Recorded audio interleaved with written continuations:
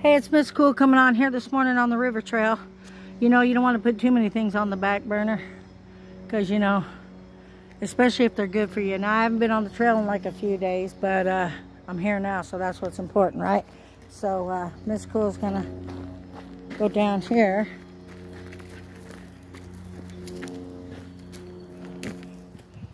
Okay. You know, it's a beautiful day. Sure is. Who likes the river? I do.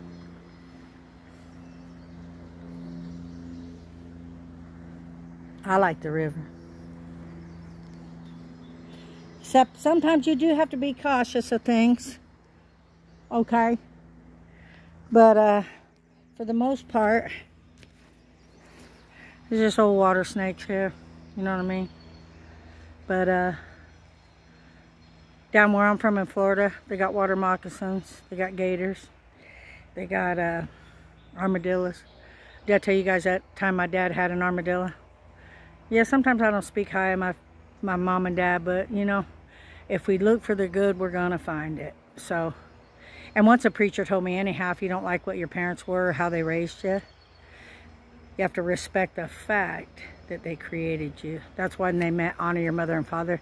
Didn't mean you had to accept the things that they did or how they raised you or abandoned you and weren't there.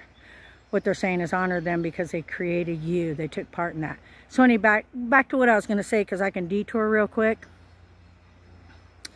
In Florida, my dad one night knocked on my door and said, come outside. So I did go out there and I was barefoot. I was probably about, I don't know, 10. And he said, jump up on this armadillo. Well, I didn't want to jump up on him, but I listened to him and trusted. So trust is an issue, but it was a good issue because I did step up on him barefoot. And want to know something? I'll never forget how he felt, you know, that armadillo. It was very strong.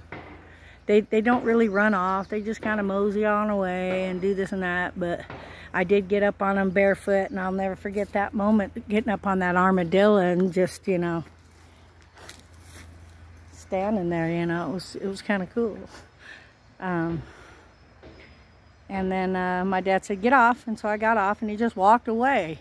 So he brought me a big bullfrog one day, too. I don't know if I've told about it. It was so big. He put it in a cigar box. And when he handed me the cigar box, this is how much fathers mean to women and girls, okay? If you're a dad and you've got a daughter, you know, it's very special, okay? Because here I am, 65 years old, and I'm recalling some good things, okay? Even though I wasn't with my father a lot, I remember these memories, okay? Because they were so grand and special. But anyway, make a long story short, he brings me this big bullfrog, right? And it was in a cigar box. And you know how you open a cigar box? Well, the open part was faced towards him.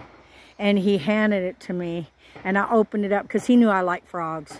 And the bigger, the better. So he opened up the cigar box, turned it around, and I took the bullfrog out. And I held him under my arms just like a baby. You know, he blew up real big. And of course, if you want to play with a big bullfrog, you can't play with them dry. So I ran in the bathroom, turned on the water in the sink, cool, not hot, of course. And just held him and checked him all out and looked at the feet were fins, you know. And it was pretty cool, man. So you want to have some good memories.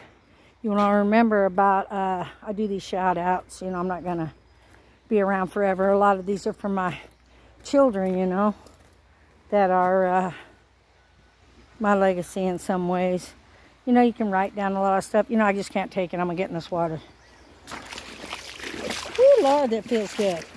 Okay, it's getting real deep right here. Okay. So, what you want to do is remember things.